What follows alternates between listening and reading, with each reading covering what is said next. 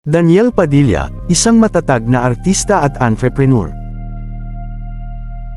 Ipinanganak noong April 26, 1995 sa Maynila bilang Daniel John Elago Ford, siya ang anak ni Romel Padilla, kapatid ng sikat na aktor na si Robin Padilla at Carla Estrada, na ang tunay na pangalan ay Carla Elago Ford na isa ring artista.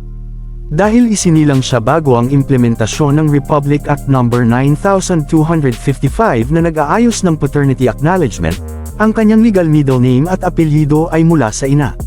Lumaki siyang may pananagutan at pagmamahal sa pamilya. Ipinakita ni Daniel ang kanyang dedikasyon sa ina, pinapangalagaan niya ang kanyang lola at tinuturuan ang kanyang mga kapatid kung paano mag-ipon.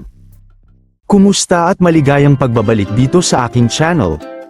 Kung bago ka pa lang dito, welcome to Jazz Vids, ang channel kung saan tinatalakay natin ang mga singer at artista noon at ngayon sa tulong ng artificial intelligence at karagdagang research. Pero bago ang lahat, isa munang mumunting request mula sa inyong lingkod. Huwag kakalimutang mag-like, subscribe at pakipindot na rin ang notification bell icon para updated ka sa mga bago kong upload. Ngayon pa lamang, pinasasalamatan na kita.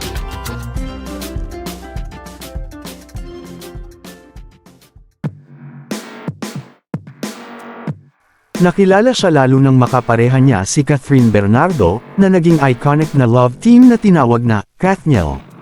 Umunlad ang partnership nila sa serye tulad ng Princess and I, Got to Believe,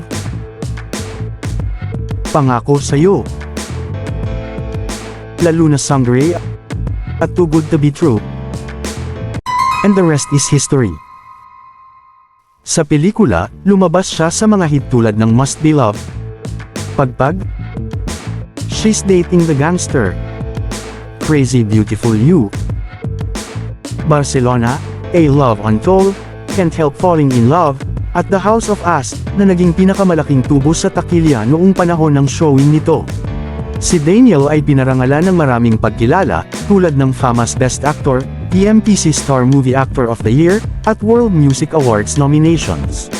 Sa parehong list of awards, makikita rin ang dalawang nomination niya bilang Outstanding Asian Star sa Seoul International Drama Awards, para sa Too Good to Be True at para sa Incognito. Isa siya sa pinakapopular na celebrity endorser sa bansa, nagtrabaho siya bilang endorser ng mga kilalang brands tulad ng Bench, KFC, Pepsi, Nescafe, Honda, at Oishi. Ngayon na nasa kanyang early 30s, mas malinaw na sa kanya ang kanyang layunin sa buhay. Sa press con ng kanyang contract renewal bilang ambassador ng Don Mikaitos Cafe Chain noong June 18, 2025 sa Shangri-La The Fort, sinabi niya, "Mas maraming wisdom at composure, mas may purpose ako ngayon sa buhay." Mas nakakapagbalanse na rin siya ng trabaho at pahinga, gustong-gusto niyang magcamping, mag-swimming, mag-motorbike ride, at kumain ng simple kasama ang mga kaibigan. Noong May 1, 2024, dumalo si Daniel sa pagbubukas ng co-owned na J Castles, isang immersive amusement park sa Tanawan, Batangas. May tema itong parang Disneyland ng Tanawan, kung saan ipinakita ang dalawang pangunahing zone na may tig-siyam na amenities. Inatasan si Chris Lawrence na gumawa ng ambient theme music para sa parke, kasama ang 3D soundscape sa bawat silid. Ang mga awiting, Let There Be Lights, at Sky Full of Colors, ay pinatugtog sa Fairyworks finale ng launching.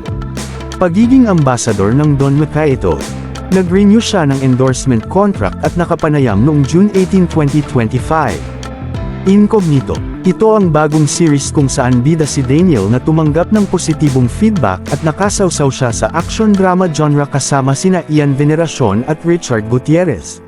Si Daniel Padilla ay patuloy na umuusbong bilang isang komprehensibo at makabuluhang artista, hindi lamang sa telon o entablado, kundi pati na rin sa pagiging influencer at negosyante. Sa kanyang early 30s, mas matatag na siya, may direksyon, at puno ng purpose.